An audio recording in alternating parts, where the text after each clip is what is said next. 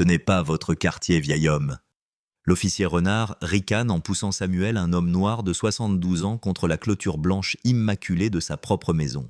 Son crime marchait sur le trottoir par une belle matinée de mardi. Le jeune officier est sur le point d'apprendre une leçon qu'il n'oubliera jamais, car l'homme qu'il accuse de violation de propriété est le père adoptif de son propre préfet de police. Comment pensez-vous que le préfet réagira en trouvant son père dans une cellule de garde à vue? D'où regardez-vous cette histoire aujourd'hui? Cliquez sur le bouton « J'aime » si vous pensez que cet officier est sur le point de faire face aux conséquences de ses actes. Et abonnez-vous, car les retombées de cette arrestation vont secouer tout un département jusqu'à la moelle. Le soleil apportait une chaleur bienvenue sur les épaules de Samuel Jones. À 72 ans, il appréciait le plaisir simple et profond d'un mardi matin lumineux, le genre de matinée qui rendait les articulations un peu plus souples et l'air un peu plus pur. Il marchait d'un pas régulier et tranquille, ses baskets usées, produisant un léger frottement sur le trottoir impeccable. C'était sa 3e semaine dans l'enclave résidentielle manucurée de Chênes-Cévennes, un monde de pelouses vastes, de boîtes aux lettres ornementales et de maisons de la taille de petites cathédrales. C'était bien loin du petit appartement citadin où il avait vécu pendant 40 ans, mais son fils David avait insisté « Tu es à la retraite, papa. Plus d'escaliers, plus de sirènes, juste la paix et le calme. Tu l'as mérité. » Samuel sourit au souvenir. David, son fils, un fils dont n'importe quel père serait fier. Il tourna au coin d'une rue bordée de cerisiers en fleurs, leurs pétales roses, dérivant comme des confettis dans la brise légère. Il portait un simple t-shirt gris, un pantalon de jogging confortable et une casquette de baseball délavée, son uniforme standard de retraité. Il n'essayait d'impressionner personne. Il profitait simplement de la journée, apprenant la disposition de sa nouvelle demeure. Un arroseur automatique se mit à siffler sur une pelouse voisine, projetant un arc d'eau chatoyant à travers l'herbe incroyablement verte. Une femme dans un SUV de luxe fit un signe de la main polie, bien que distant, en sortant de son allée. C'était paisible. C'était exactement ce que David avait promis. Cette paix fut brisée par le cri soudain et agressif d'une sirène de police. Samuel s'arrêta, regardant autour de lui, supposant qu'il y avait une urgence à proximité, mais le son fut immédiatement suivi par une voiture de patrouille effectuant un demi-tour brutal et s'arrêtant en crissant à côté de lui, ses pneus mordant l'asphalte. La porte passager s'ouvrit brusquement et un jeune officier, à peine la trentaine, en sortit avec un air d'autorité pratiquée. Son badge indiquait « Renard ». Il était rasé de près avec une coupe de cheveux militaire et des yeux qui semblaient en permanence plissés par la suspicion. « Restez là », ordonna Renard, sa voix tranchante découpant la tranquillité matinale. Il plaça une main sur la crosse de son arme au fourreau, un geste à la fois inutile et profondément menaçant. Samuel resta parfaitement immobile, ses mains ballantes à ses côtés ouvertes et visibles. Il avait vécu assez longtemps pour connaître la chorégraphie précise que ce moment exigeait. « Bonjour, officier », dit-il, sa voix calme et posée. « Y a-t-il un problème ?» Renard marcha vers lui, ses bottes résonnant sur la chaussée avec un poids délibéré. Il ignora la salutation. « Qu'est-ce que vous faites dans ce quartier ?» demanda-t-il, ses yeux scannant Samuel de la tête aux pieds, s'attardant sur ses vêtements simples avec un regard de mépris non dissimulé. La question n'était pas une demande de renseignement, c'était une accusation. « Je fais juste une promenade, officier », répondit Samuel, conservant son ton placide. « J'habite ici. » Un rire court et dérisoire s'échappa des lèvres de Renard. « Vous habitez ici, peu probable. Faites-moi voir vos papiers. » Samuel porta lentement et délibérément la main à sa poche arrière. Il prenait soin de télégraphier chaque mouvement. « Bien sûr, mon portefeuille est juste ici. » Il sentait le regard de l'officier sur lui, brûlant et sentencieux. Il n'était pas seulement un citoyen interrogé. Il était un spécimen sous microscope, une anomalie qui devait être expliquée. Il vit la façon dont les yeux de Renard passaient devant lui sur les maisons à plusieurs millions d'euros, puis revenaient vers son propre visage noir, les rouages du préjugé tournant derrière le regard de l'officier. Le décalage était évident dans l'esprit de l'officier. Cet homme habillé de cette façon n'avait pas sa place parmi ces maisons. « Je viens d'emménager il y a quelques semaines », proposa Samuel, essayant de combler le silence hostile par une explication raisonnable. « Plus bas sur l'allée des Pins. Mon fils a acheté la maison. »« Votre fils », répéta Renard, étirant les mots avec un doute moqueur. Il prit le portefeuille que Samuel lui tendait et l'ouvrit. Il fixa le permis de conduire son pouce, frottant la photo comme s'il essayait de l'effacer. L'adresse était là claire comme le jour. 128 Allée des Pins, à 5 minutes à pied d'où il se tenait. Toute personne raisonnable aurait vu le permis entendu l'explication et mis fin à la rencontre par de simples excuses pour le malentendu. L'officier Renard n'était pas une personne raisonnable. Il rendit le portefeuille d'un coup de poignet. Cela ne prouve rien. Plein de gens ont de faux papiers. Samuel sentit une lassitude familière s'installer au plus profond de lui. C'était un sentiment qu'il avait connu toute sa vie. L'épuisement de devoir constamment justifier sa propre existence. « Officier », dit-il, sa voix toujours patiente mais avec une nouvelle pointe de fermeté. « C'est un permis de conduire valide délivré par l'État. L'adresse est correcte. Je suis un résident de cette commune, je fais simplement une promenade. » Renard s'approcha envahissant l'espace personnel de Samuel. Sa voix tomba à un grognement bas et intimidant. « Voilà ce que je pense. Je pense que vous repérez le quartier cherchant des portes non verrouillées, des fenêtres ouvertes. C'est un endroit calme ici. Nous n'avons pas de problème parce que nous les arrêtons avant qu'ils ne commencent. Et vous, monsieur, vous ressemblez à un problème. » L'accusation resta suspendue dans l'air aussi laide et déplacée qu'un tas d'ordures sur ces pelouses immaculées. Samuel regarda au-delà du visage rigide de l'officier les fleurs de cerisier qui dérivaient toujours paisiblement vers le sol. Il n'avait rien fait de mal. Il se tenait sur un trottoir public à la lumière du jour dans le quartier où il vivait. Et pourtant, il était traité comme un criminel. La certitude de l'officier était absolue. Sa réalité façonnée non par des faits ou des preuves, mais par un récit qu'il avait déjà écrit dans sa tête au moment où il avait vu un homme noir dans un quartier blanc. La matinée n'était plus belle, c'était juste un jour de plus en France.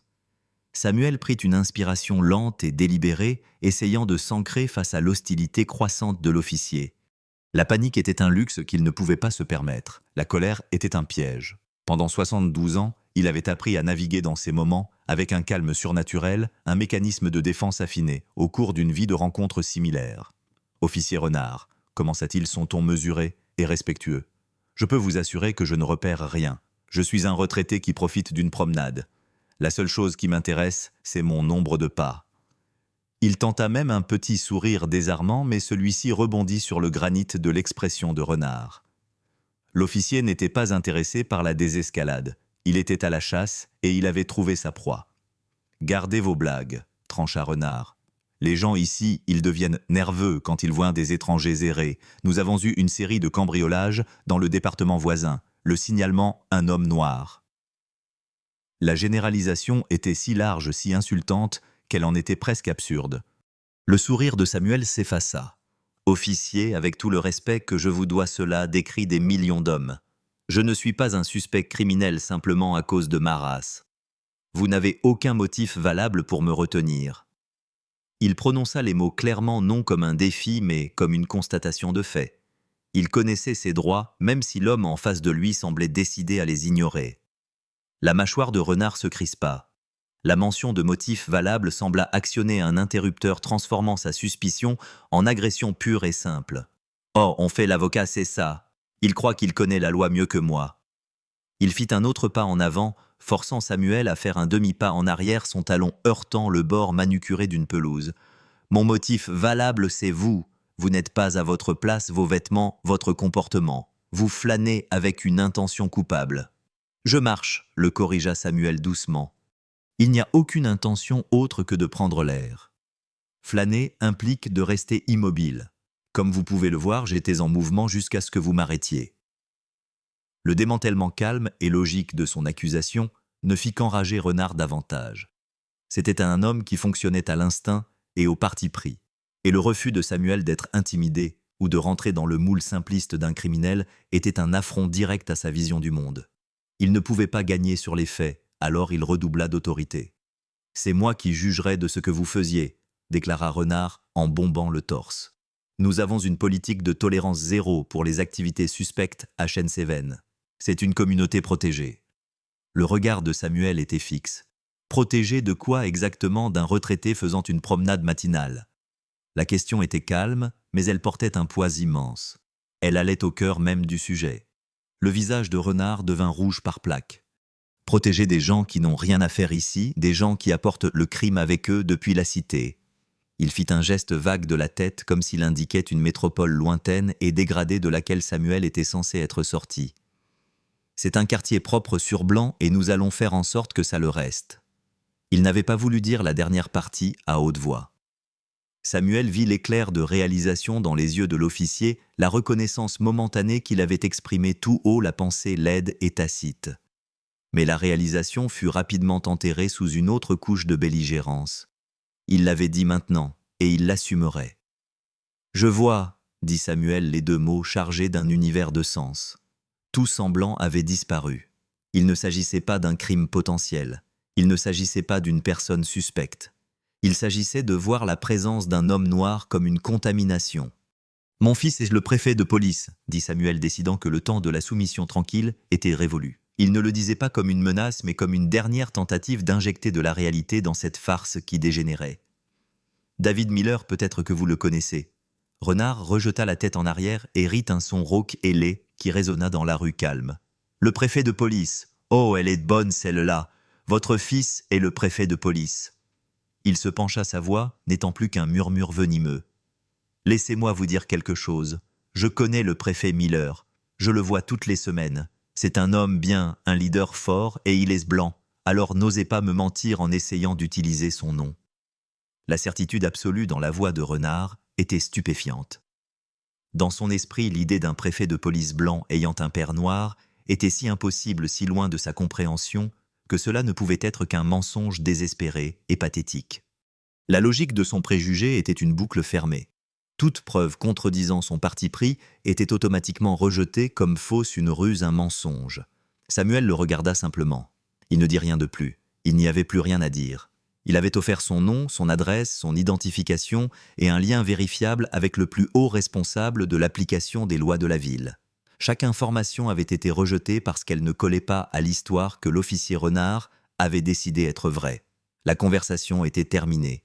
L'officier avait déjà rendu son verdict. Maintenant, il ne restait plus que la sentence. Un silence tendu descendit, rompu seulement par le bourdonnement lointain d'une tondeuse et le chant des oiseaux dans les cerisiers. Pendant un instant, il sembla que l'absurdité même de la situation pourrait pénétrer le mur de certitude de l'officier Renard. Samuel l'observait attendant, s'accrochant à un mince espoir que la raison puisse encore l'emporter. L'espoir s'éteignit en un instant. « Très bien, j'en ai assez entendu de vos mensonges », annonça Renard sa décision prise. « Vous essayez d'intimider un officier en balançant le nom du préfet. C'est de l'entrave par-dessus tout le reste. » Il attrapa sa radio, ses mouvements étant désormais vifs et déterminés. « Centrale ici, 7 AM 12. J'ai un individu suspect au code 1054 à l'angle de Maple et Oakrest. Je vais transférer un homme adulte au commissariat. Le sujet refuse de coopérer. » Les sourcils de Samuel se levèrent légèrement au mot « refuse de coopérer ».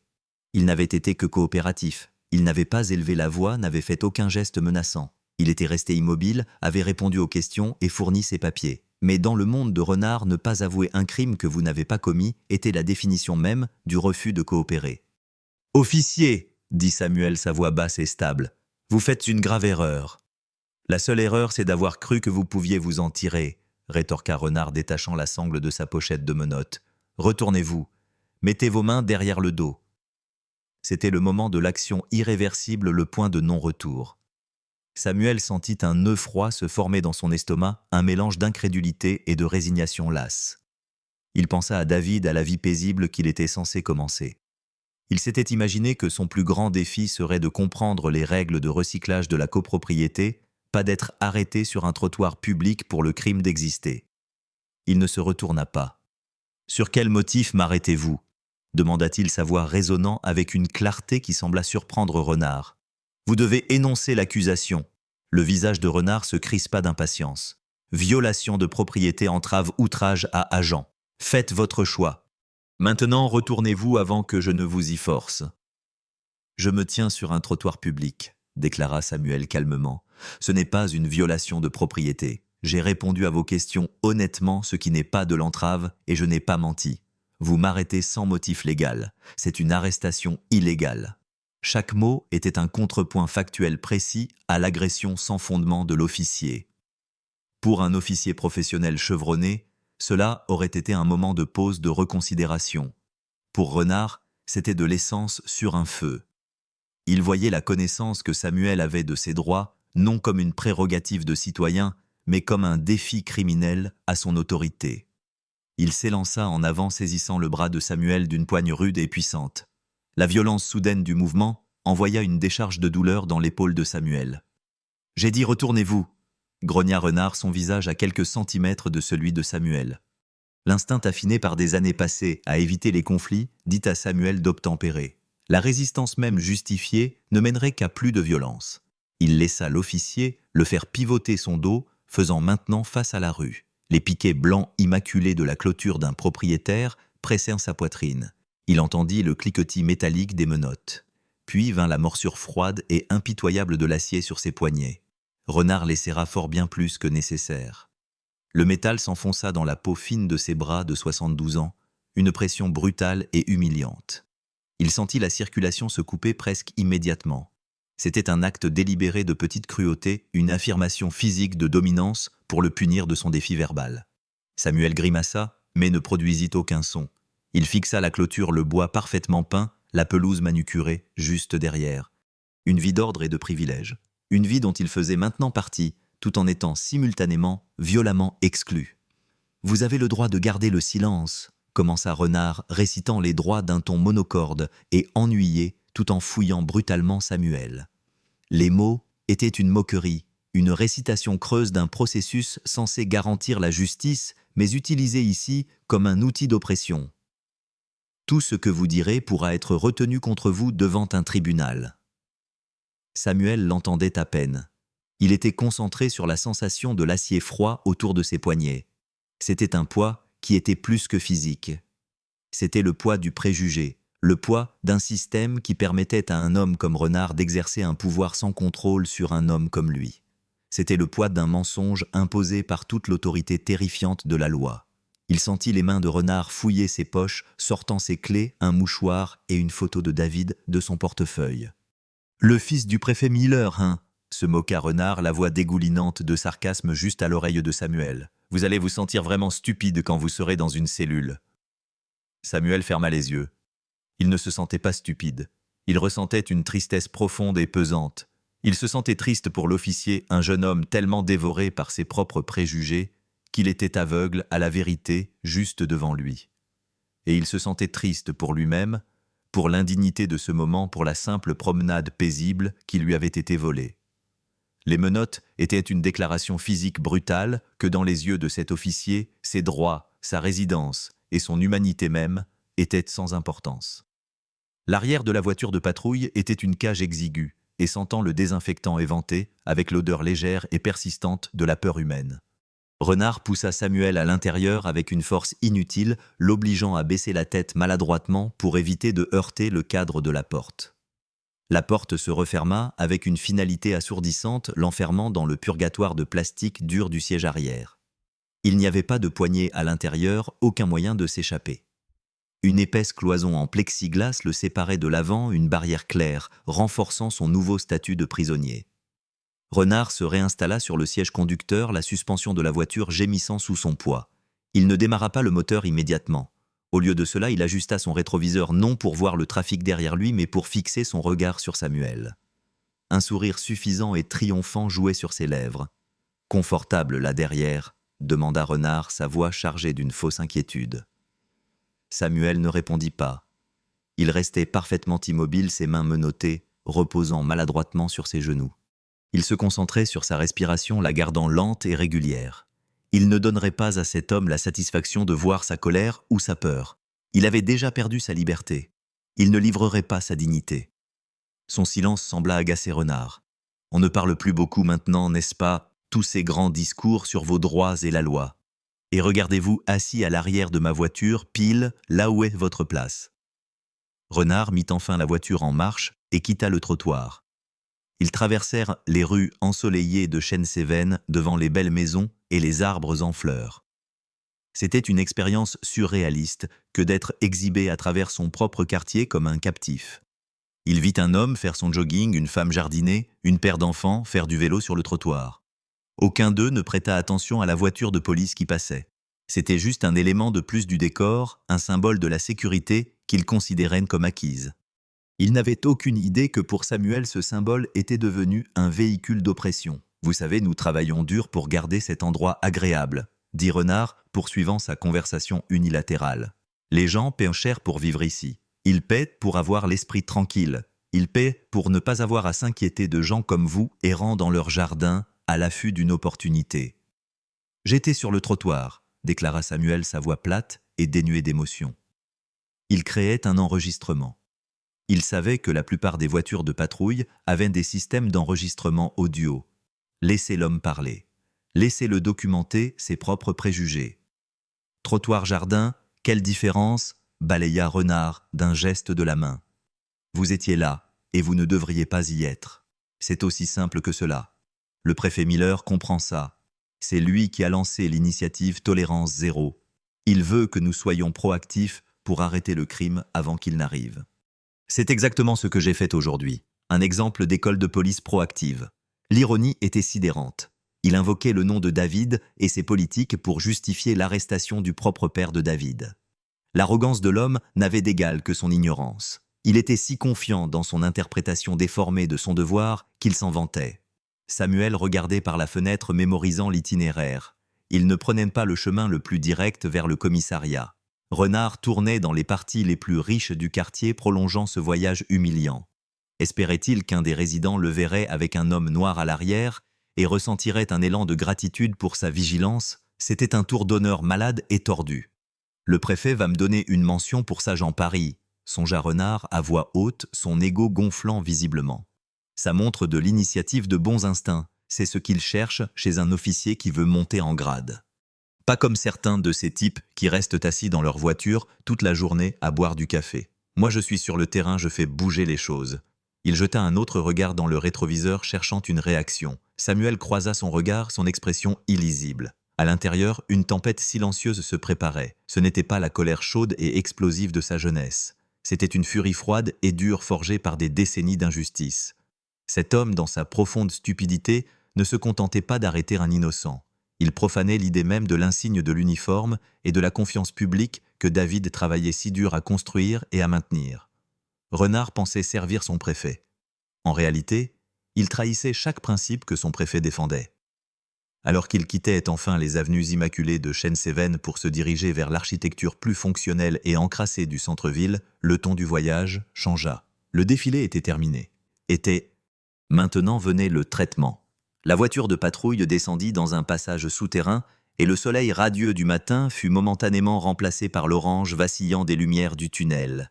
L'obscurité semblait symbolique. Samuel savait que les indignités étaient loin d'être terminées. Le trajet n'était que le début d'un processus humiliant conçu pour dépouiller une personne de son identité et la réduire à un numéro de dossier. Mais alors que Renard continuait de bavarder, fier de son travail matinal, Samuel s'accrochait à une seule pensée clarificatrice. Cet officier n'avait aucune idée de l'heure des comptes qui approchait. Il les conduisait tous les deux vers un précipice, et il était le seul à ne pas en voir le bord. Le garage sécurisé du département de police de Chêne-Séven se referma derrière la voiture avec un lourd fracas métallique excluant le monde extérieur. L'air à l'intérieur du garage en béton était épais de l'odeur des gaz d'échappement et de nettoyant industriel. Renard fit sortir Samuel de la voiture et lui fit franchir une lourde porte en acier pour entrer dans le commissariat même.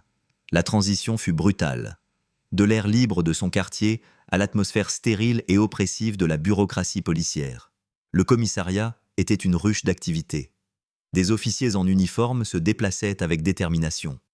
Les téléphones sonnaient et le grésillement des communications radio formait une toile de fond constante et inintelligible. Alors que Renard le guidait vers le bureau d'enregistrement, Samuel sentit des dizaines de regards peser sur lui. Ces regards étaient un mélange d'indifférence professionnelle, de curiosité légère et, chez quelques-uns, d'un éclair du même mépris qu'il avait vu chez Renard. Il était une interruption, une pièce de paperasse, un corps de plus à traiter par le système. « Regardez ce que j'ai trouvé errant dans les jardins de Chêne-Séven », annonça Renard au sergent de service, un homme à l'air las nommé Peterson. La voix de Renard était forte théâtrale, s'assurant que tous ceux à portée de voix pouvaient l'entendre. Il poussa légèrement Samuel vers l'avant. « Celui-là se prend pour un avocat. Et tenez-vous bien, il a essayé de me dire que son fils était le préfet. Quelques officiers à proximité ricanèrent. L'histoire était manifestement destinée à divertir, à dépeindre Samuel comme un fauteur de troubles délirants et Renard comme le flic affûté qui ne se laissait pas berner. Le sergent Peterson, cependant, n'esquissa pas un sourire. Il regarda Samuel, notant son âge, son comportement calme et les marques rouges et douloureuses qui se formaient sur ses poignets à cause des menottes trop serrées. Il regarda ensuite le visage suffisant et triomphant de Renard. Une subtile expression de dégoût traversa les traits du sergent. « Quels sont les chefs d'accusation » demanda Peterson d'un ton monocorde et rocailleux. « Violation de propriété criminelle pour commencer » dit Renard en bombant le torse. Plus entrave et tentative d'intimidation d'un officier. Il a été totalement non coopératif. Les yeux de Peterson rencontrèrent ceux de Samuel pendant un bref instant. Il ne vit aucun signe d'un homme dangereux ou non coopératif. Il vit un vieux monsieur fatigué, soumis à une profonde indignité. Mais Peterson était un homme qui avait appris à faire profil bas. Il se tourna vers son ordinateur et commença à taper. « Très bien, finissons-en. Videz vos poches sur le comptoir tout. » Comme Renard avait déjà pris son portefeuille et ses clés, tout ce qui restait à Samuel était un mouchoir et la photo de famille froissée. Il les posa sur le comptoir usé. Renard s'empara à nouveau de la photo. C'était une photo de Samuel et David prise au dernier Noël. Ils se tenaient côte à côte devant un sapin décoré. Le bras de David sur les épaules de son père, tous deux rayonnant vers l'objectif. « Vous tenez toujours à cette histoire, hein » ricana Renard, en tapotant la photo. On peut tout faire fabriquer sur Internet de nos jours. C'est un joli faux, je vous l'accorde. Il jeta la photo dans un grand sac en plastique avec les autres objets. Pièces à conviction. Le processus continua, un rituel de déshumanisation. Nom, date de naissance, adresse. Quand Samuel donna son adresse sur l'allée des Pins, le sergent Peterson interrompit sa frappe pendant une fraction de seconde, ses doigts planant au-dessus du clavier. Il leva les yeux vers Renard, un regard interrogateur. L'allée des Pins était au cœur du secteur le plus riche de Chêne-Séven. Ce n'était pas le genre d'endroit où l'on trouvait des vagabonds.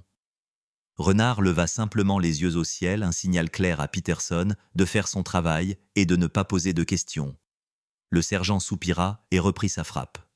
Viendront ensuite les empreintes digitales. Les mains de Samuel furent tachées d'encre noire, chaque doigt roulé fermement sur une carte, un enregistrement permanent de sa supposée criminalité.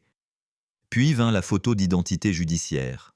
On lui dit de se tenir contre un mur de parpaing sous une lumière crue bourdonnante. Un panneau avec un numéro de dossier lui fut mis entre les mains. « Tenez-le bien, regardez l'objectif », ordonna impatiemment l'officier prenant la photo, « et essayez d'avoir moins l'air de préparer un enterrement. » Samuel fixa l'objectif, son expression calme, son dos droit. Il ne les laisserait pas le voir briser. Il ne leur donnerait pas la satisfaction d'une tête baissée. Le flash se déclencha, capturant le moment dans une image crue et impitoyable. Un homme innocent marqué comme un criminel encadré par la mécanique froide d'un système brisé. Pendant toute l'épreuve, Renard resta à proximité, observant avec un air de propriétaire. Il était le héros conquérant, exhibant son trophée. Il raconta à nouveau l'histoire de l'arrestation, cette fois à un plus jeune officier, embellissant les détails pour se donner un rôle plus héroïque.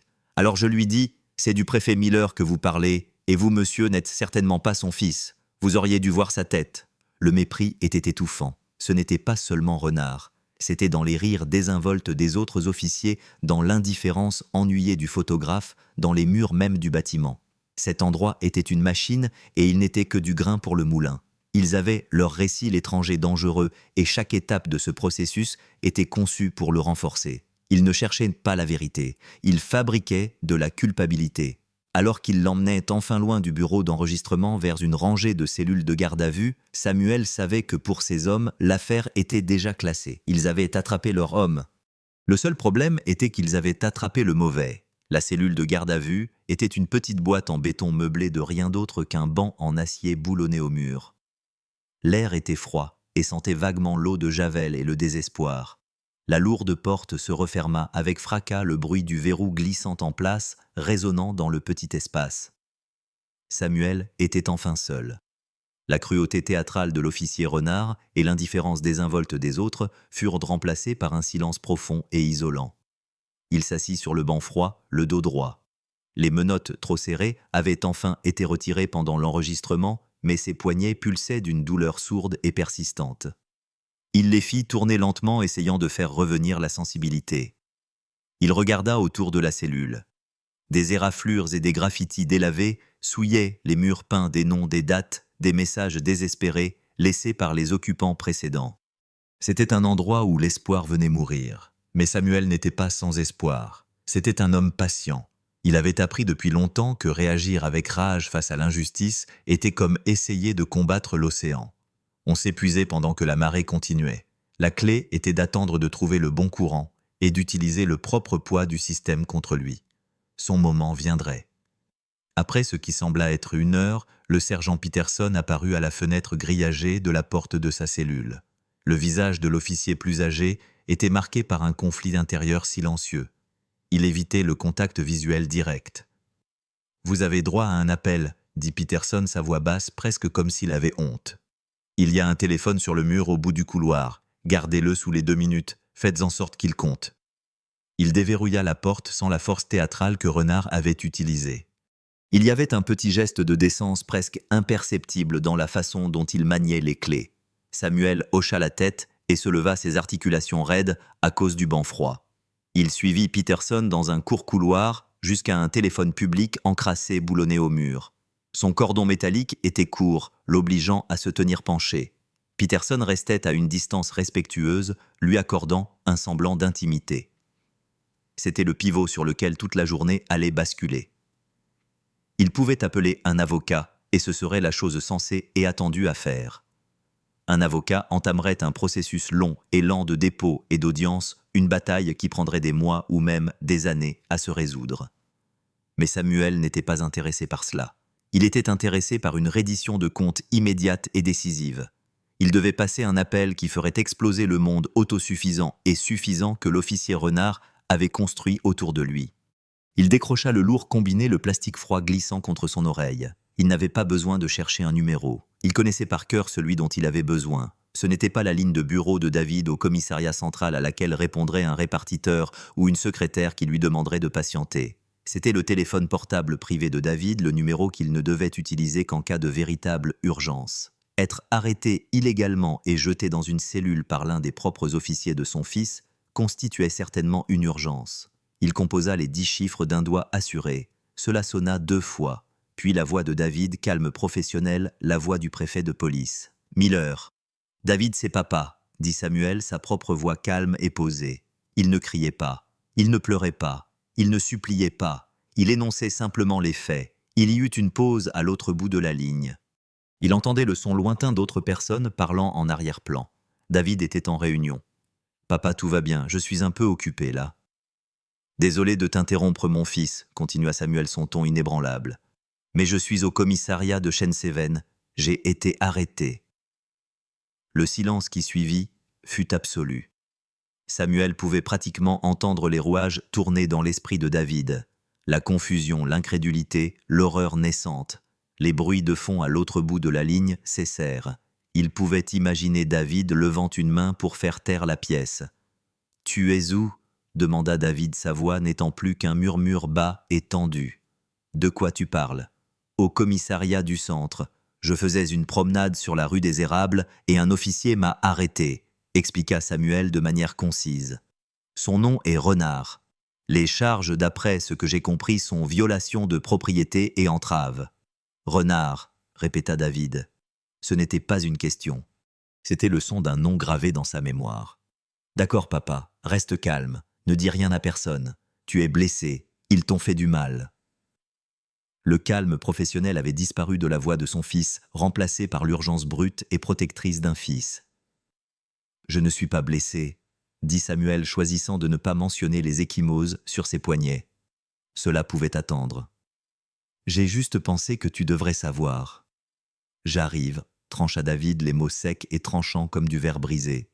« Ne bouge pas, j'arrive. » La ligne coupa. Samuel reposa lentement le combiné sur son socle. L'appel avait duré moins de 90 secondes. Il avait planté la graine. Maintenant, il n'avait plus qu'à attendre que le tourbillon arrive. Il se tourna et fit un signe de tête au sergent Peterson qui l'observait avec une expression illisible. « Merci, dit Samuel. Peterson grogna simplement et le ramena à la cellule. Alors que la porte se verrouillait derrière lui une fois de plus, Samuel se rassit sur le banc. Il n'était plus seulement un prisonnier, il était une bombe à retardement. Et pour l'officier Renard, le temps était sur le point de s'écouler. La salle de conférence au 3e étage de la mairie était imprégnée de l'odeur du café tiède et de l'inertie bureaucratique. Le préfet de police David Miller siégeait en bout d'une longue table en acajou poli, essayant de se concentrer sur la proposition budgétaire projetée à l'écran. Il était flanqué du secrétaire général de la mairie de 2 conseillers municipaux et du chef du département des finances. La discussion était une danse familière de chiffres et de politique, un débat sur le financement de nouvelles voitures de patrouille contre des programmes de proximité communautaire. David était un maître dans cette danse. Il était connu pour son sang-froid imperturbable, ses arguments logiques et sa capacité à commander une pièce avec une confiance tranquille. À 38 ans, il était le plus jeune préfet de police de l'histoire de Shen-Seven. Et il avait gagné ce poste au mérite, pas par la politique.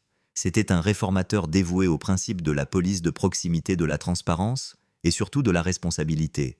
Il avait travaillé sans relâche pour instaurer la confiance entre son département et les citoyens, qu'il servait une confiance qu'il savait fragile et facile à briser. Il était en train d'expliquer la justification statistique d'un programme de formation élargi pour les officiers quand son téléphone portable privé posé face contre table vibra. Il l'ignora. C'était pour les urgences uniquement, mais c'était probablement juste un appel indésirable qui était passé. Puis il vibra à nouveau suivi d'un SMS. Protocole. Quelque chose n'allait pas. « Excusez-moi un instant », dit David à l'assemblée, sa voix parfaitement égale. Il prit le téléphone. Un seul message du numéro de son père. « Appelle-moi. Urgence. » Une pointe de froid due à l'adrénaline le traversa. Son père n'utilisait jamais le mot « urgence ». Samuel était un homme d'un calme profond, un ancien professeur d'histoire qui affrontait chaque crise d'une fuite d'eau à un problème de santé avec la même délibération réfléchie. Pour lui, utiliser ce mot signifiait que quelque chose de terrible se passait. Était-il tombé? Était-ce une crise cardiaque? Le masque professionnel de David resta en place, mais son esprit s'emballait. Il se leva. « Je dois prendre ça, je reviens tout de suite. » Il sortit rapidement de la salle de conférence pour rejoindre le couloir silencieux, les visages inquiets des officiels de la ville le suivant du regard. Il composa le numéro. Au moment où il entendit la voix de son père si calme que c'en était glaçant son sang, ne fit qu'un tour.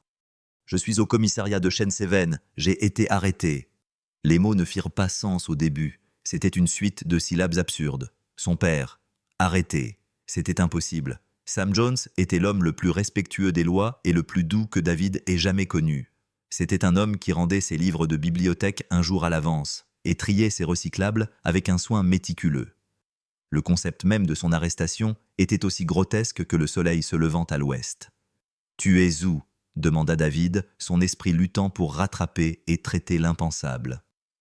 Alors que son père relayait calmement les détails, la rue des Érables, la promenade, le nom de l'officier, les charges, la confusion de David se mua en une réalisation horrifiante et écœurante. La rue des Érables, à 5 minutes à pied de la maison qu'il venait d'acheter pour son père, un quartier blanc, et son père, un homme noir, faisant une promenade. Renard, le nom résonna dans sa tête. L'officier Kyle Renard, un jeune officier agressif. David avait vu son dossier. Quelques plaintes pour usage excessif de la force, toutes classées. Une réputation d'être une tête brûlée qui dressait beaucoup de contraventions et faisait beaucoup de contrôles dans les bons quartiers. Un officier qui voyait le monde en noir et blanc, littéralement et figurativement. « Tu es blessé, ils t'ont fait du mal. » La question jaillit de lui, le calme du préfet se dissolvant dans la peur brute d'un fils. « Je ne suis pas blessé, » répondit son père. Mais David entendit l'omission prudente dans sa voix. Il ne disait pas qu'il allait bien, il disait qu'il n'était pas blessé. Il y avait une différence. « J'arrive », lâcha David, la promesse sonnant comme un vœu solennel. Il raccrocha le téléphone, sa main tremblant légèrement. Il resta figé dans le couloir pendant un instant incandescent. Le monde semblait basculer sur son axe. Tout ce pourquoi il avait travaillé, chaque politique qu'il avait écrite, chaque discours qu'il avait prononcé sur l'équité, la justice et la confiance communautaire était un mensonge. Si son propre père pouvait être arrêté pour avoir fait une promenade, l'injustice n'était plus abstraite. Ce n'était plus une statistique dans un rapport ou un point de discussion en réunion. C'était personnel. C'était son père assis dans une cellule dans son commissariat mis là par l'un de ses hommes. Une rage comme il n'en avait jamais ressenti commença à monter en lui. C'était une furie froide, pure, dure comme le diamant. Elle partit de ses tripes et se répandit dans ses veines, affûtant sa concentration comme une lame de rasoir. Il retourna à la porte de la salle de conférence et l'ouvrit. Tous les yeux étaient braqués sur lui. Le secrétaire général commença à parler. « Monsieur le préfet, tout va bien. » David les regarda, son visage comme un masque de pierre. « La réunion est terminée, » dit-il, sa voix calme, mais avec un sous-entendu d'une autorité si absolue que personne n'osa argumenter. « Quelque chose est survenu qui nécessite mon attention immédiate. » Il n'attendit pas de réponse. Il se détourna et s'éloigna, sa foulée longue et déterminée. Il ne faisait pas que marcher. Il avançait comme un front de tempête prenant de la vitesse. Le budget, les nouvelles voitures, la politique, tout cela s'évapora. Il n'y avait plus qu'une seule chose au monde qui comptait désormais. Il n'était plus seulement le préfet de police. Il était un fils en route pour sauver son père. Et que Dieu aide l'homme qui l'avait mis là. Le trajet entre la mairie et le commissariat était un voyage de 5 minutes qui parut une éternité. David conduisait lui-même son véhicule de fonction banalisé, ses mains serrant le volant si fort que ses phalanges étaient blanches. Il n'utilisa pas la sirène, il ne fit pas d'excès de vitesse. La furie froide qui coulait en lui exigeait de la précision, pas de l'imprudence. Chaque feu rouge était une agonie, chaque conducteur lent un tourment personnel. Son esprit était un maelstrom. Il imaginait son père un homme d'une dignité tranquille et d'une force immense, soumise à la cruauté désinvolte d'un officier comme Renard. Il imaginait la condescendance, les accusations sans fondement, l'humiliation. Samuel avait adopté David quand il avait 8 ans, un gamin effrayé et en colère perdu dans le système des foyers. Samuel et sa défunte épouse Martha l'avaient sauvé. Ils lui avaient donné un foyer, un avenir, une boussole morale. Ils lui avaient enseigné la justice non comme un concept juridique, mais comme un principe vivant de la façon de traiter les autres. Et l'un des propres officiers de David venait de piétiner tout cela. Ce n'était pas seulement une arrestation illégale, c'était une profanation personnelle. C'était une trahison de tout ce que David avait appris et de tout ce qu'il essayait de construire. Il se gara sur sa place de parking privé à l'arrière du commissariat, les pneus crissant sur le gravier. Il coupa le moteur et resta assis 1 seconde se reprenant. Il ne pouvait pas entrer comme un fou furieux. Il était le préfet. Il devait être en contrôle. Mais le contrôle n'était qu'un mince vernis sur un noyau de rage en fusion. Il entra dans le commissariat par une porte dérobée, sa carte d'accès lui accordant le passage avec un bip discret. Il traversa les couloirs du bureau des inspecteurs, sa présence créant une onde de surprise. Le préfet venait rarement par ici à l'improviste. Des inspecteurs levèrent les yeux de leur bureau, des conversations s'interrompirent. Ils virent l'expression de son visage et comprirent que ce n'était pas une visite de courtoisie. Son expression était un nuage d'orage, ses yeux sombres, d'une détermination à la fois terrifiante et absolue. Il ne ralentit pas le pas. Il traversa directement l'open space pour entrer dans la zone principale d'enregistrement, l'espace même par lequel son père avait été forcé de passer peu de temps auparavant. L'atmosphère dans la pièce changea instantanément. Les bavardages cessèrent. Les rires s'arrêtèrent. Chaque officier des Bleus aux vétérans se redressa, leur attention se portant vers lui comme des aimants vers l'acier. Ses yeux balayèrent la pièce froide et analytique, cataloguant tout. Il vit le sergent Peterson au bureau d'enregistrement qui leva les yeux et croisa son regard avec une expression de sombre compréhension. Il vit 2 jeunes officiers essayant d'avoir l'air occupés à un terminal d'ordinateur. Et puis il le vit. L'officier Kyle Renard était appuyé contre un mur, une tasse de café à la main, racontant son arrestation héroïque à un autre patrouilleur. Il arborait un large sourire satisfait. Et le meilleur, c'est qu'il essaie de me dire que son fils est le préfet. Vous y croyez à ce culot? Renard n'avait pas encore remarqué l'arrivée de David. Il était perdu dans son propre récit triomphant. Le regard de David se fixa sur lui et la température dans la pièce sembla chuter de 20 degrés. Le sergent Peterson se racla la gorge bruyamment. « Renard !» Renard se tourna, son sourire s'effaçant en voyant qui se tenait à moins de 6 mètres. La tasse de café sembla se figer à mi-chemin de ses lèvres. La couleur quitta son visage, remplacée par une pâleur de choc pure et totale. Il se mit au garde-à-vous, renversant du café brûlant sur sa main. « Monsieur le préfet » bégaya-t-il. « Monsieur, je ne vous ai pas vu entrer. » David l'ignora totalement. Ses yeux continuèrent de balayer la pièce jusqu'à ce qu'il trouve le couloir menant aux cellules de garde à vue. Il marcha vers lui, ses chaussures noires cirées, ne faisant aucun bruit sur le sol en linoléum. Tout le commissariat semblait retenir son souffle collectif. Il atteignit la première cellule et regarda par la petite fenêtre grillagée. Et il était là, Samuel Jones, son père, assis sur un banc d'acier froid, le dos droit comme un piquet fixant le mur d'en face. Il avait l'air fatigué. Il avait l'air vieux. Il avait l'air profondément déplacé. Mais même dans cette boîte de béton, il dégageait une dignité inébranlable qui rendait la cellule elle-même médiocre et vulgaire. La vision brisa ce qui restait du calme soigneusement construit de David. La glace dans ses veines se transforma instantanément en une furie blanche et brûlante. C'était son père, l'homme qui lui avait appris à faire du vélo, qui l'avait aidé pour ses devoirs, qui avait épinglé son insigne de préfet sur sa poitrine lors de la cérémonie de promotion, les yeux brillants de fierté. Et il était dans une cage. David détourna lentement la tête de la fenêtre de la cellule et son regard tomba directement sur l'officier Renard qui tremblait maintenant. Le regard dans ses yeux n'était plus celui d'un préfet de police. C'était le regard d'un fils qui venait de voir son père enchaîné. Et c'était un regard qui promettait un règlement de compte aux proportions bibliques. Le silence dans la pièce était absolu. Tout le monde savait qu'ils allaient assister à la fin d'une carrière. Le monde de l'officier Kyle Renard s'était rétréci à l'espace entre lui et le préfet de police. Les murmures du commissariat, les téléphones qui sonnaient, le grésillement de la radio, tout cela s'effaça dans un bourdonnement lointain.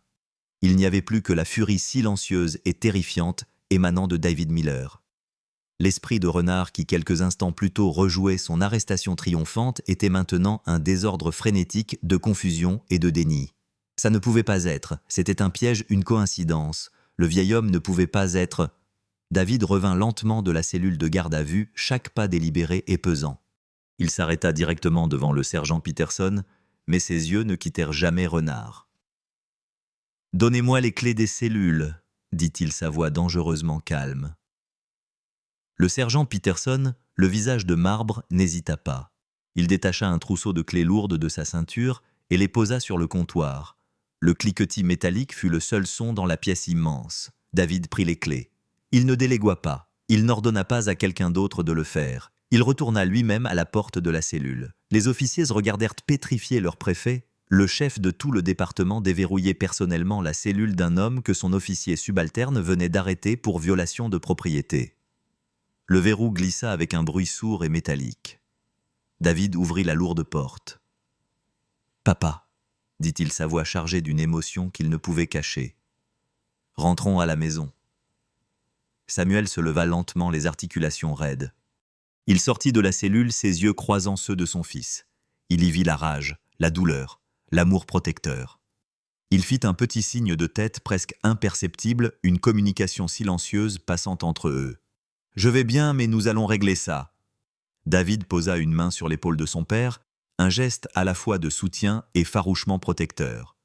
Il guida Samuel loin de la cellule vers la zone principale du commissariat.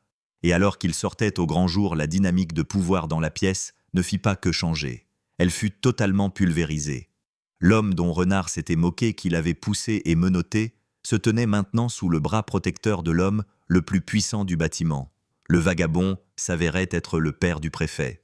Tout le fondement des actions de Renard, construit sur un socle de préjugés racistes, s'effondra en poussière. Renard resta paralysé, la bouche entr'ouverte. Son esprit refusait toujours d'accepter ce que ses yeux voyaient.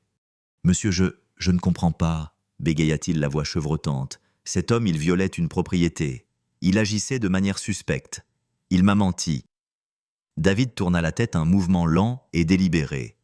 Il regarda enfin Renard directement et toute la force brute de sa furie frappa le jeune officier comme un coup physique. « Il vous a menti », répéta David, sa voix n'étant plus qu'un murmure, mais elle porta à travers la pièce silencieuse. « Mon père vous a dit qui il était et vous l'avez traité de menteur. Il vous a dit où il habitait et vous l'avez traité de menteur. Il a essayé d'expliquer qu'il était mon père et vous lui avez ri au nez. David fit un pas vers lui. « Alors, dites-moi, officier Renard, qui est le menteur dans cette situation ?» Renard tressaillit comme s'il avait été frappé. « Monsieur, je n'avais aucun moyen de savoir. » « Savoir ?» La voix de David s'éleva claquant comme un fouet. « Vous aviez son permis de conduire avec une adresse locale. Vous aviez un homme vous racontant une histoire vérifiable. Ce que vous n'aviez pas, c'était l'esprit ouvert. Vous aviez un récit dans votre tête et vous avez tordu les faits pour qu'ils s'y adaptent. Vous avez vu un homme noir dans un beau quartier et vous avez vu un criminel. Vous n'avez pas vu un citoyen. Vous n'avez pas vu un résident. Et vous n'avez certainement pas vu un homme. » Il se tenait directement devant Renard, désormais assez près pour que Renard puisse sentir la chaleur de sa colère. Le reste du commissariat regardait dans un silence stupéfait. C'était plus qu'une réprimande, c'était un démantèlement. David tendit la main. « Vos menottes !» Confus, Renard tâtonna à sa ceinture, détachant les menottes qu'il avait utilisées sur Samuel. Il les posa dans la paume ouverte du préfet, sa propre main tremblant de manière incontrôlable. David prit les menottes, leurs maillons métalliques, froids et lourds. Il n'éleva pas la voix. Il n'en avait pas besoin. Ces mots suivants furent prononcés avec une précision glaciale, presque chirurgicale. « Vous avez enlevé à mon père sa dignité et sa liberté, » dit-il, sa voix basse et gutturale. « Vous lui avez mis ça parce que vous avez un préjugé profondément ancré que vous êtes soit incapable, soit refusant de contrôler. Vous êtes un danger pour ce département, une tache sur l'insigne que je porte et un déshonneur pour l'uniforme que vous portez actuellement. » Il marqua une pause, laissant le poids de ces mots s'installer.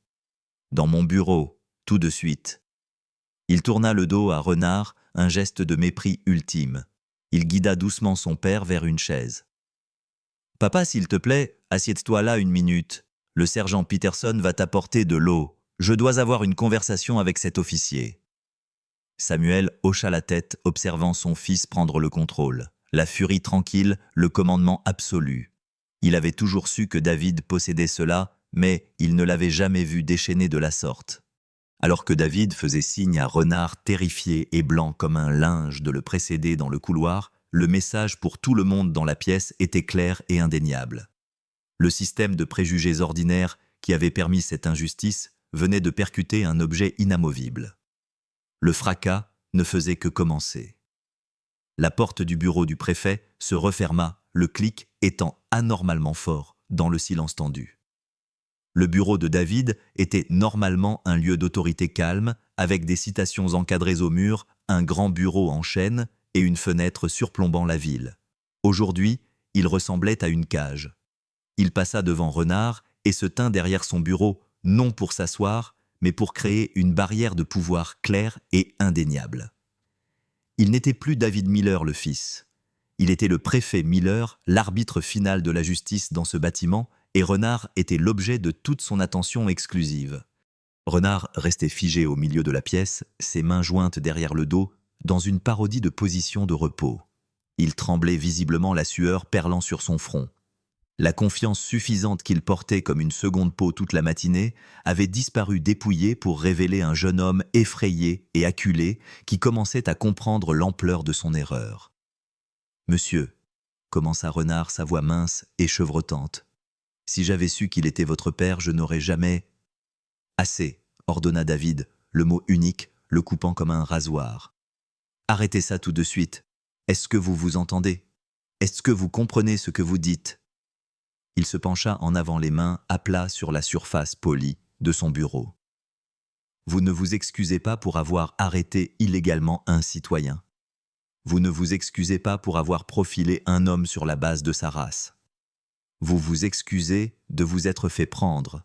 Vous vous excusez parce que l'homme que vous avez choisi de harceler et d'humilier s'avère être mon père. Est-ce que c'est le standard maintenant, Renard? Nous n'accordons la dignité humaine de base et les droits constitutionnels qu'aux personnes dont nous savons qu'elles sont liées au préfet de police. » Les questions étaient une frappe chirurgicale mettant à nu le cœur pathétique de la défense de Renard. La bouche de Renard s'ouvrit et se ferma, mais aucun son ne sortit. Il n'avait pas de réponse. « Analysons cela ensemble, » continua David, sa voix étant maintenant d'une cadence froide et méthodique, la voix d'un procureur construisant un dossier en béton. « Vous avez vu un homme noir âgé marchant dans Chêne-Séven. Quelle a été votre observation initiale qui constituait une activité suspecte? Il Il n'avait pas l'air d'être à sa place, monsieur, bégaya Renard. Ses vêtements, il errait. Il portait un t-shirt et un pantalon de jogging, contra David. Y a-t-il un code vestimentaire pour marcher sur un trottoir public dont je ne suis pas au courant? Et il n'errait pas. Il marchait. Il y a une différence. Que s'est-il passé ensuite? J'ai demandé ses papiers, dit Renard, le regard fixé au sol. Et il vous les a fournis. Un permis de conduire valide avec une adresse sur l'allée des Pins. Une adresse que vous saviez être au cœur du quartier que vous patrouilliez. Quelle a été votre réaction face à cette preuve? J'ai pensé que ça pouvait être un faux monsieur. Vous avez pensé, répéta David, sa voix dégoulinante de mépris. Vous n'avez pas vérifié le permis. Vous n'avez pas vérifié l'adresse dans le système. Vous avez simplement décidé sur la base de rien d'autre que votre propre préjugé interne que c'était un faux. Pourquoi? Renard restait silencieux. La vraie réponse, parce qu'il était noir, restait tacite dans l'air entre eux. Ensuite, il vous a dit que son fils était le préfet de police, insista David implacable. Une information qui, si elle était vraie, aurait immédiatement clarifié la situation, un fait facilement vérifiable. Un simple appel au central aurait pu le confirmer. Qu'avez-vous fait de cette information? Je ne l'ai pas cru, murmura Renard. Vous ne l'avez pas cru, fit David en écho sa voix dangereusement basse. Ainsi, vous aviez un homme avec des papiers valides, une adresse locale et une histoire plausible et vérifiable, et vous avez choisi de ne rien croire de tout cela. À la place, vous l'avez menotté. Vous les avez serrés si fort que vous avez coupé sa circulation. Vous l'avez mis à l'arrière de votre voiture et l'avez exhibé à travers son propre quartier pendant que vous vous vantiez auprès de lui de votre police proactive. Vous l'avez amené dans ce commissariat et annoncé à vos collègues que vous aviez attrapé un menteur et un intrus. À quel moment, officier Renard, à n'importe quel moment de tout ce désastre vous est-il venu à l'esprit de faire un véritable travail de policier? La dernière question tomba comme un coup physique. Renard tressaillit visiblement. L'interrogatoire était un renversement total de la dynamique de pouvoir de ce matin. Dans la rue, Renard était celui qui posait les questions, faisait les accusations, détenait tout le pouvoir. Samuel, le citoyen innocent, avait été forcé de défendre son existence même. Maintenant, Renard, l'officier de la loi, était celui qui se tortillait incapable de justifier ses actions sous le regard froid et logique d'un supérieur qui était aussi le fils de sa victime. David contourna le bureau, réduisant la distance entre eux. Renard fit un pas en arrière involontaire. « Vous n'avez pas vu un père, un retraité, un citoyen, » dit David, sa voix n'étant plus qu'un grognement sourd. « Vous avez vu un stéréotype. Vous avez vu une caricature que vous portez dans votre tête. Et vous avez agi sur ce préjugé avec tout le pouvoir et l'autorité que cette ville vous a accordé. Vous avez utilisé l'insigne que je vous ai donné pour terroriser mon père. Maintenant, vous allez vous asseoir sur cette chaise. » Il pointa une simple chaise face à son bureau. « Et vous allez écrire chaque chose qui s'est passée à partir du moment où vous l'avez vu jusqu'au moment où je suis entré. Chaque mot que vous avez dit, chaque mot qu'il a dit, et ça a intérêt à correspondre à l'enregistrement de votre voiture. Et ça a intérêt à correspondre aux images de votre caméra piéton, parce que nous allons les regarder ensemble. Votre débriefing commence maintenant. » David se dirigea vers une station d'accueil sécurisée sur un meuble derrière son bureau. Il prit la caméra piéton de Renard, qui avait été enregistrée selon la procédure à son retour au commissariat, et l'inséra dans le port. En quelques clics de souris, les images commencèrent à être téléchargées sur le serveur sécurisé.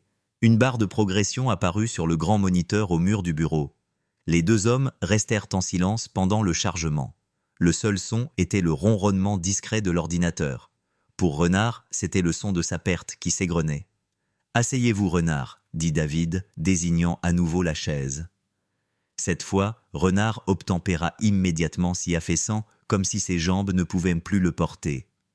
David s'assit derrière son bureau, ses doigts joints, ses yeux ne quittant jamais l'officier. La furie brute initiale avait été canalisée dans une combustion concentrée et contrôlée. Il ne s'agissait plus seulement de son père. Il s'agissait de l'intégrité de tout son département. Renard était le symptôme d'une maladie et David était le chirurgien qui devait l'extirper. Le téléchargement se termina.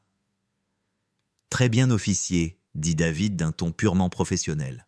« Examinons votre performance. » Il cliqua sur lecture. Le moniteur s'anima, montrant le monde depuis le milieu de la poitrine de Renard. L'image était stable, le son limpide. Les images commençaient par la vue de l'intérieur de la voiture de patrouille, la rue ensoleillée, les cerisiers. Puis, la caméra pivota, et voilà Samuel marchant paisiblement. « Restez là !» La voix de Renard résonna dans les haut-parleurs agressives et inutilement fortes. David observa le visage de Renard alors que l'officier était forcé de se voir de s'entendre. Les yeux de Renard étaient rivés sur l'écran, un muscle tressaillant dans sa mâchoire. La scène se déroula exactement comme David le savait. Chaque déclaration calme et raisonnable de son père était accueillie par une réplique méprisante et accusatrice de Renard. « Qu'est-ce que vous faites dans ce quartier ? J'habite ici. »« Peu probable.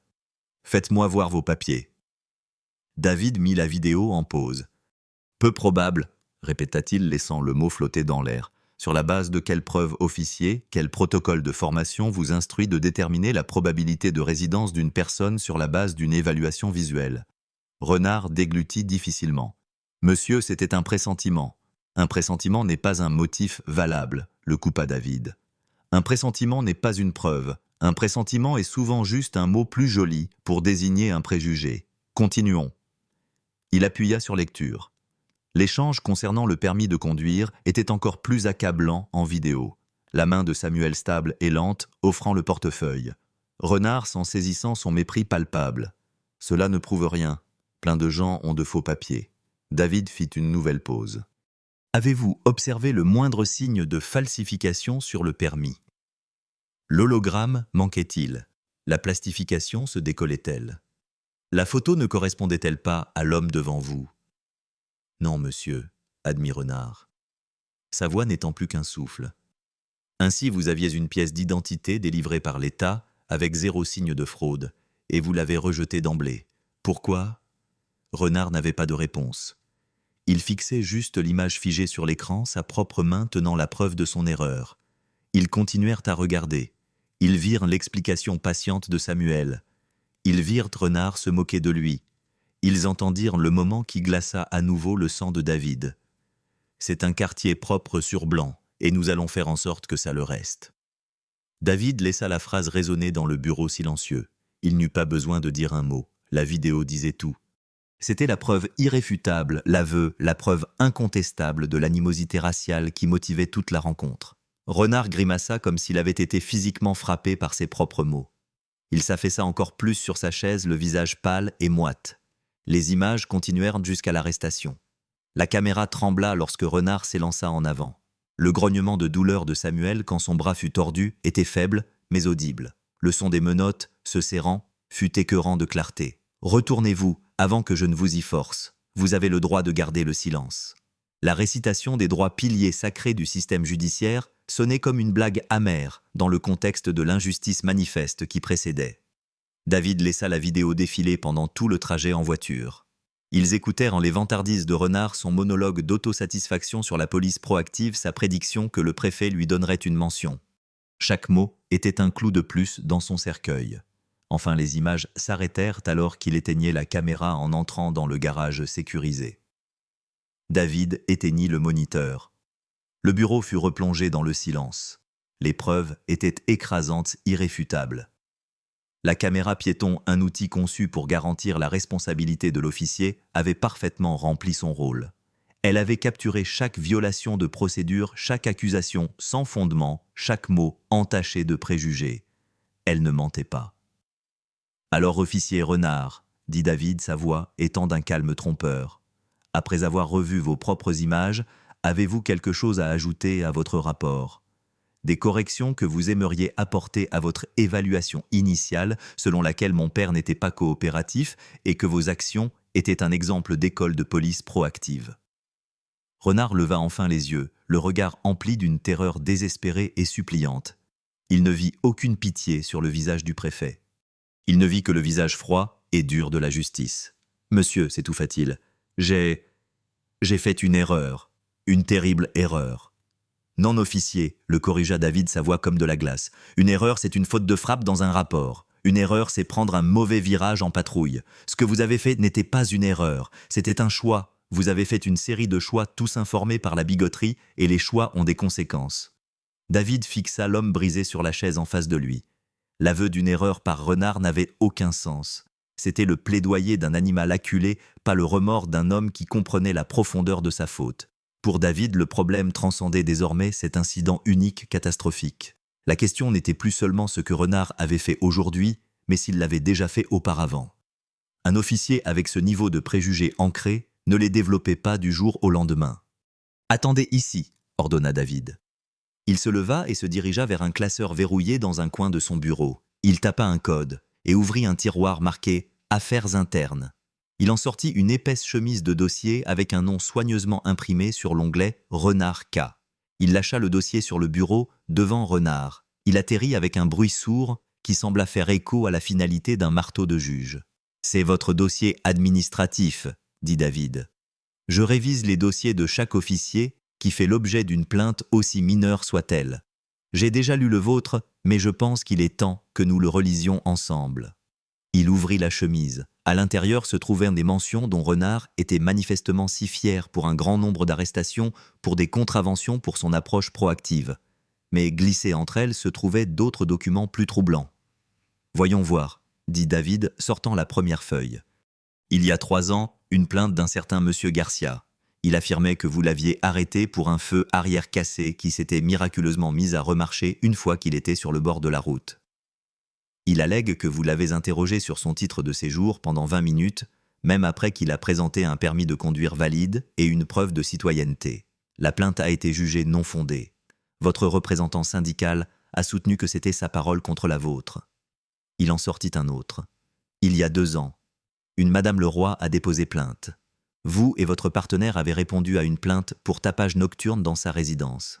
Elle allègue que vous êtes entré chez elle sans mandat et avez fait des commentaires désobligeants sur le genre de musique que son fils adolescent écoutait. Elle s'est sentie intimidée et ciblée racialement.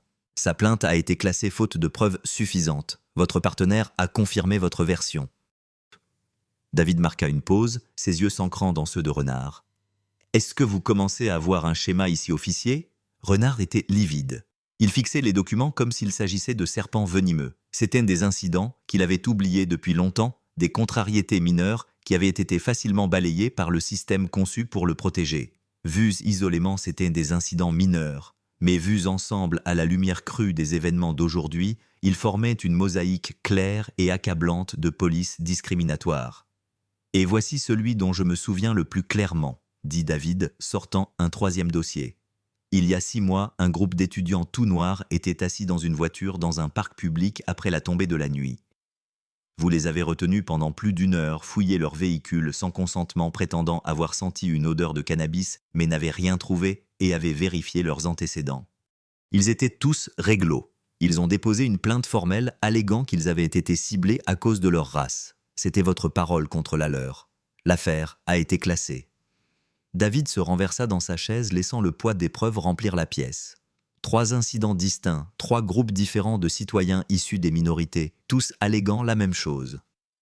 Que vous, officier Renard, ne les avez pas traités comme des citoyens à protéger, mais comme des suspects à contrôler. Que vous avez fonctionné sur une présomption de culpabilité, pas d'innocence. Et dans chaque cas, le système vous a soutenu. Il n'y avait pas d'image de caméra assez claire, pas d'audio, pas de témoin corroborant prêt à parler contre un autre officier. Il tapota du doigt le dossier de l'arrestation d'aujourd'hui. Mais aujourd'hui, c'est différent. Aujourd'hui, la victime était mon père. Aujourd'hui, le témoin, c'est moi. Et aujourd'hui, la preuve est absolue. Il referma l'épais dossier. Il ne s'agit pas seulement d'une mauvaise arrestation, Renard.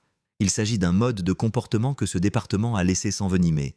Vous vous êtes senti à l'aise de faire ce que vous avez fait à mon père parce que vous avez fait des versions moindres de cela durant toute votre carrière sans jamais faire face à la moindre conséquence. Vous n'avez vu aucune raison pour laquelle aujourd'hui serait différent. Vous avez supposé qu'il était impuissant. Vous avez supposé qu'il n'était qu'une plainte de plus, qui pourrait être classée une voix de plus, qui pourrait être ignorée. Toute la nature systémique du problème était mise à nu. Renard n'était pas seulement une pomme pourrie. Il était le produit d'un tonneau qui était au mieux négligent, au pire complice. Les plaintes classées, le manque de supervision, le mur bleu du silence, qui protégeait les officiers comme lui, tout cela avait contribué au moment où son père avait été poussé contre cette clôture. Vous êtes le point culminant d'une série de petits échecs, dit David, sa voix calme, mais dévastatrice. Des échecs que moi, en tant que préfet, je vais maintenant rectifier. Votre historique de plaintes, qui était autrefois considéré comme des incidents isolés, sera désormais réexaminé comme preuve d'un schéma clair et constant de violation des droits civiques. Votre carrière dans ce département officier renard est terminée, mais mon enquête sur la façon dont des hommes comme vous sont autorisés à opérer en toute impunité ne fait que commencer. Alors que David terminait son démantèlement systématique de renards dans son bureau, l'atmosphère dans la zone principale du commissariat était lourde de tensions et de spéculations. Les officiers chuchotaient à voix basse, essayant de reconstituer les événements incroyables de la matinée. L'histoire s'était répandue comme une traînée de poudre. Le vieil homme que Renard avait si fièrement arrêté était le père du préfet. Tout le département retenait son souffle, attendant les retombées. Au milieu de ce tumulte, le sergent Peterson était assis à son bureau d'enregistrement, son visage étant un masque de pierre. Mais sous la surface, sa conscience était en guerre contre elle-même. C'était un vétéran de 25 ans de service, un homme qui avait tout vu. Il s'enorgueillissait d'être un bon flic, de faire le travail selon les règles, et il savait avec une certitude qui pesait comme un poids de plomb dans ses tripes que ce qu'avait fait Renard était mal. Ce n'était pas juste une erreur, c'était un abus de pouvoir flagrant. Il avait vu la façon dont Renard avait exhibé Samuel dans le commissariat. Il avait entendu le ton moqueur, la cruauté désinvolte. Il avait vu les marques rouges et douloureuses sur les poignets du vieil homme. Peterson avait suivi les ordres et traité l'arrestation. Mais chaque frappe sur son clavier lui avait semblé être une petite trahison de ses propres principes. Il était resté silencieux, un rouage dans la machine de l'injustice, et la honte de cela était un goût amer dans sa bouche. Il regarda le préfet Miller escorter son père vers une chaise confortable dans une petite zone d'attente privée, s'assurant qu'il ait un verre d'eau et lui parlant sur un ton bas et réconfortant. Il vit le soulagement profond et l'amour dans cette interaction, un contraste saisissant avec l'indifférence brutale de l'arrestation. C'était, décida Peterson, un moment de choix. Il pouvait continuer à faire profil bas, ne rien dire et laisser le préfet gérer. C'était le chemin facile, le chemin de l'autopréservation. Ou il pouvait faire ce qu'il savait être juste. Il pouvait se lever et témoigner non seulement des événements, mais de la culture qui avait permis qu'ils se produisent. Prenant une profonde inspiration, il se leva de son bureau et se dirigea avec détermination vers le bureau du préfet. Il frappa fermement à la porte. « Entrez !» s'y appela la voix de David tranchante et impatiente. Peterson ouvrit la porte et se tint sur le seuil, son képi à la main. Il vit Renard assis sur la chaise, ayant l'air totalement anéanti, et le préfet debout au-dessus de lui, comme un juge. « Monsieur le préfet », commença Peterson, la voix assurée. « Monsieur, je m'excuse pour l'interruption, mais je crois que j'ai quelque chose à ajouter à votre enquête. » David se tourna, son expression gardée. Il connaissait Peterson depuis des années. L'homme était un officier solide, bien que calme, pas du genre à faire des vagues. « Qu'est-ce qu'il y a, sergent ?» « C'est à propos de l'arrestation de M. Jones, » dit Peterson, utilisant délibérément le nom de Samuel. « J'étais le sergent d'enregistrement de service. J'ai été témoin de la conduite de l'officier Renard lorsqu'il l'a amené. » Un éclair d'intérêt apparut dans les yeux de David. Il fit signe à Peterson d'entrer et de fermer la porte. « Continuez. » Peterson entra dans la pièce, sa présence rendant le petit bureau encore plus exigu. Il se tenait droit un homme qui avait pris sa décision. Monsieur le rapport officiel de l'officier Renard indiquera probablement que le suspect n'était pas coopératif. C'est faux. Monsieur Jones a été calme et respectueux durant tout le processus d'enregistrement malgré les circonstances. Il continua, ses mots étant mesurés et clairs. L'officier Renard d'un autre côté n'a pas été professionnel. Il était bruyant vantard et a traité Monsieur Jones avec un manque total de dignité. Il a annoncé l'arrestation à toute la pièce, se moquant de Monsieur Jones parce qu'il affirmait être votre père. Il a manipulé les objets personnels du prisonnier sans soin et a fait plusieurs remarques désobligeantes. Peterson marqua une pause, puis ajouta le détail le plus crucial. « Monsieur, quand j'ai traité le permis de conduire, j'ai noté l'adresse sur l'allée des Pins. J'ai hésité parce que cela ne collait pas au scénario que Renard présentait. J'ai regardé l'officier Renard en l'interrogeant silencieusement. Il m'a jeté un regard qui signifiait clairement que je devais laisser tomber et simplement traiter l'arrestation. Il savait que l'adresse était dans un quartier riche et a choisi d'en ignorer les implications. La déclaration fut une bombe. C'était la corroboration dont David avait besoin au sein de ses propres rangs. Ce n'était plus seulement la parole de la victime contre celle de l'officier. C'était un sergent vétéran, respecté un témoin inattaquable, confirmant non seulement le comportement non professionnel de Renard, mais aussi son ignorance volontaire de preuves qui contredisait son récit préjugé. David regarda alternativement Peterson et Renard. Renard, qui aurait pu s'accrocher à l'espoir désespéré de faire passer cela pour un malentendu, sembla se dégonfler totalement. Le témoignage de Peterson venait de détruire sa dernière ligne de défense fragile. « De plus, monsieur, » ajouta Peterson, « les menottes étaient excessivement serrées. J'ai noté les écorchures sur les poignets de monsieur Jones quand elles ont été retirées. Cela constitue un usage de la force inutile pour un sujet âgé et coopératif. » David hocha lentement la tête, un respect profond pour le sergent naissant dans ses yeux. Il savait ce qu'il en coûtait à un homme comme Peterson de faire cela. S'avancer et témoigner volontairement contre un collègue allait à l'encontre du puissant code de silence tacite. Cela demandait du courage. « Merci, sergent », dit David, sa voix emplie d'une sincérité qui était à 1000 lieues de la furie froide qu'il avait dirigée vers Renard. « Votre déclaration est inestimable. J'ai besoin que vous écriviez officiellement tout ce que vous venez de me dire. »« C'est déjà en cours, monsieur, » répondit Peterson. « J'ai commencé au moment où vous avez emmené Renard ici. » Peterson avait choisi son camp.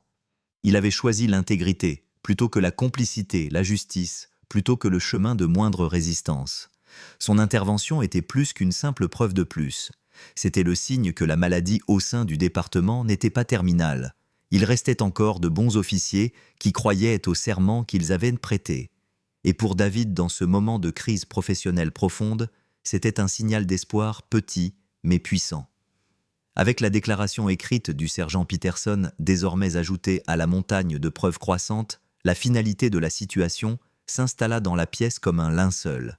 Il n'y avait plus de questions à poser, plus de défense à offrir.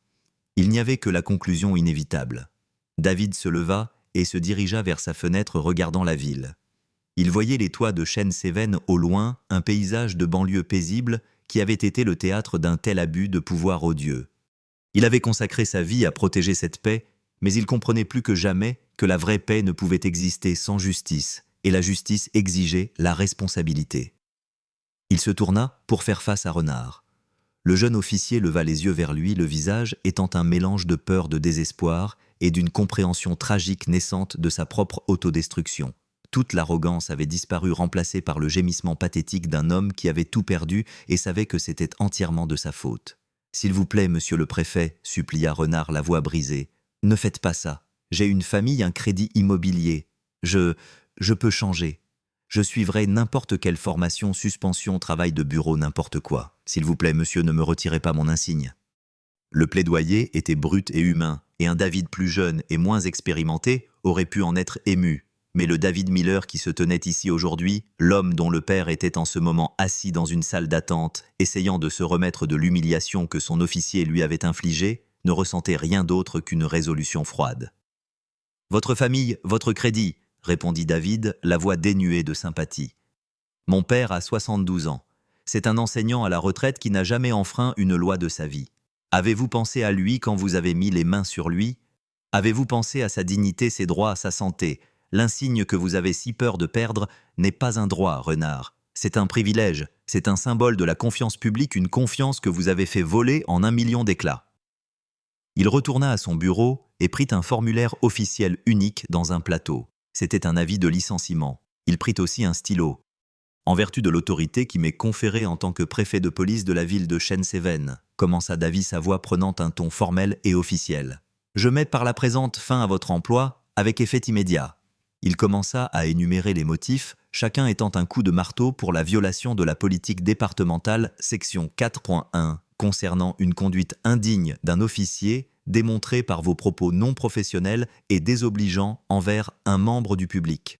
Pour la violation de la section 7.3 concernant l'arrestation illégale, puisque vous n'aviez aucun motif valable pour détenir et menotter M. Samuel Jones. Pour la violation de la section 7.5 concernant l'usage de la force pour le serrage inutile et excessif des menottes sur un individu âgé et coopératif. Pour la violation de la section 2.2 concernant la loyauté. Vous avez sciemment déposé un faux rapport en qualifiant le sujet de non coopératif et en fabriquant un motif pour votre contrôle. Et plus significativement, continua David, ses yeux perçant ceux de Renard, pour la violation du premier et du plus sacré des serments que nous prêtons en tant qu'officiers de police, protéger les droits fondamentaux des citoyens. Vos actions aujourd'hui, et comme le prouve un schéma de plaintes antérieures, démontrent un mépris clair et constant pour le droit contre les fouilles et saisies déraisonnables, et le droit à l'égale protection devant la loi. Vous vous êtes livré à un acte flagrant de profilage racial, utilisant la couleur de peau d'un homme comme unique base de suspicion. Il finit de parler et signa le formulaire d'un trait ferme et décisif. Il fit glisser la feuille sur le bureau vers Renard. Vous allez être escorté jusqu'à votre casier pour récupérer vos effets personnels. Vous rendrez votre insigne, votre arme de service et votre carte de fonction. Vous serez ensuite escorté hors des lieux. Vous ne devez plus remettre les pieds dans ce bâtiment, sauf pour une audience formelle avec le syndicat. Audience que je vous l'assure, vous perdrez. Renard fixa le papier, l'encre noire de la signature du préfet scellant son destin. C'était réel. C'était en train d'arriver. Sa carrière, la seule chose qu'il ait jamais voulu faire, était terminée. Il avait été si fier de son uniforme, si sûr de son autorité. Maintenant, tout lui était retiré. Vous êtes un déshonneur pour ce département, dit David, sa voix étant maintenant basse, mais portant le poids du jugement final. Vous avez fait du mal à un homme innocent. Vous avez trahi votre serment et vous avez endommagé la confiance que nous avons travaillé si dur à construire avec cette communauté. Votre présence ici n'est plus tolérable. Il appuya sur l'interphone de son bureau. Sergent Peterson, s'il vous plaît, venez dans mon bureau. La porte s'ouvrit presque immédiatement. Peterson se tenait là, le visage impassible. Sergent, ordonna Davy, veuillez escorter M. Renard jusqu'à son casier et récupérer tout le matériel départemental. Il est licencié. Peterson hocha sombrement la tête. Bien, monsieur. Il regarda Renard. On y va. Renard se leva sur des jambes tremblantes, un homme vidé. Il ne regarda plus le préfet. Il ne le pouvait pas. Il laissa Peterson le guider hors du bureau comme un prisonnier mené à son exécution. La porte se ferma, laissant David seul dans le silence. Il ne ressentait aucun triomphe, aucune satisfaction, seulement un sens profond et pesant du devoir accompli. Il avait extrait le cancer, mais la plaie mettrait longtemps à cicatriser. La nouvelle du licenciement de l'officier Renard se répandit dans le commissariat avec la vitesse et la force d'une onde de choc. Ce n'était pas seulement un renvoi, c'était l'exécution publique d'une carrière menée par le préfet lui-même. Le message était brutal et sans ambiguïté. Les anciennes façons de faire les préjugés ordinaires et les plaintes classées n'étaient plus acceptables. Mais David savait que renvoyer un officier ne suffisait pas. Renard était le produit d'une culture, et une culture ne pouvait pas être licenciée. Elle devait être reconstruite depuis les fondations. Cette crise aussi douloureuse soit-elle offrait une opportunité, une chance d'imposer le genre de changement radical qu'il préconisait depuis qu'il avait pris son poste. 1 heure plus tard, après avoir passé un moment tranquille avec son père pour s'assurer qu'il était à l'aise et calme, David convoqua une réunion obligatoire de tout le personnel dans la salle de briefing principale. Chaque officier assermenté de service de chaque brigade reçut l'ordre d'y assister. La salle était comble, l'air chargé de tension et d'incertitude. Les officiers se tenaient épaule contre épaule, leur visage étant un mélange de curiosité, d'appréhension et pour quelques-uns de ressentiment. David s'avança vers le pupitre à l'avant de la pièce. Il avait enlevé sa veste de costume, ses manches étaient retroussées, sa cravate desserrée. Il avait l'air fatigué mais résolu. Samuel était assis calmement sur une chaise aux côtés de la pièce, un témoignage silencieux et puissant de la raison pour laquelle ils étaient tous réunis là. Il avait insisté pour être présent. Ce matin, commença David, sa voix résonnant d'une autorité brute qui imposait un silence absolu. L'un de nos officiers a arrêté illégalement un homme innocent. Il l'a arrêté non pas parce qu'il avait commis un crime, mais parce que c'était un homme noir marchant dans un quartier blanc. Il laissa l'affreuse vérité de cette phrase planer dans l'air. Il ne l'édulcora pas. Il ne se cacha pas derrière des euphémismes comme erreur de procédure ou manque de jugement. Il appela cela par son nom, le racisme. L'homme qui l'a arrêté était mon père, continua David, et un murmure sourd parcourut la salle. Mais ce fait n'est pas pertinent. Il ne devrait pas être nécessaire d'avoir un lien personnel avec le préfet de police pour qu'un citoyen de cette ville soit traité avec dignité et respect. Il ne devrait pas falloir un appel sur mon portable privé pour que vos droits fondamentaux soient honorés. Chaque résident de Shenseven, quelle que soit sa race, son code postal ou ses relations, y a droit. C'est le strict minimum de notre mission. Il balaya les visages dans la foule, son regard s'attardant sur les officiers, qu'il savait être des gens bien et honnêtes, et sur les rares dont il savait qu'ils partageaient la mentalité toxique de Renard. Ce qui s'est passé aujourd'hui n'était pas un incident isolé.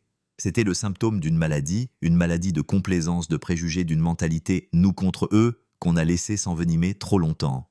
Nous avons ici une culture où les plaintes sont vues comme des nuisances à rejeter, où le pressentiment d'un officier a plus de poids que les droits d'un citoyen, et où certains d'entre vous croient que leur insigne leur donne l'autorité d'être juge juré et bourreau sur le bord de la route.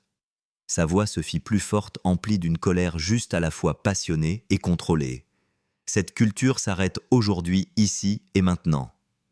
Il exposa ensuite son plan. Une série de réformes immédiates et non négociables.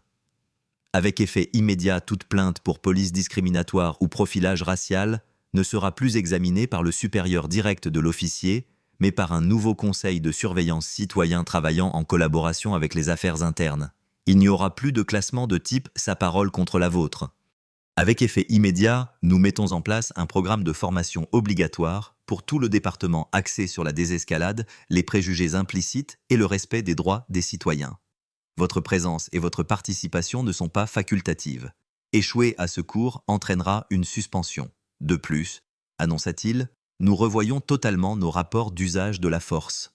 Chaque cas du serrage de menottes au dégainage d'une arme sera scruté. La phrase « le sujet n'était pas coopératif » ne sera plus une justification fourre-tout pour l'agression. Il fit une pause, laissant le poids des réformes s'installer. Il savait qu'il ferait face à une opposition féroce du syndicat de police de la vieille garde qui résistait au changement. Il s'en moquait. Je sais que certains d'entre vous pensent que c'est une réaction excessive. Certains sont en colère qu'un bon flic, un flic proactif ait perdu son travail. Soyons parfaitement clairs, Kyle Renard n'était pas un bon flic. Un bon flic ne voit pas une communauté comme un territoire à occuper. Un bon flic ne voit pas une couleur de peau pour supposer une criminalité. Un bon flic protège et sert tout le monde. Renard n'a fait ni l'un ni l'autre. Il n'a servi que ses propres préjugés. Il regarda vers son père.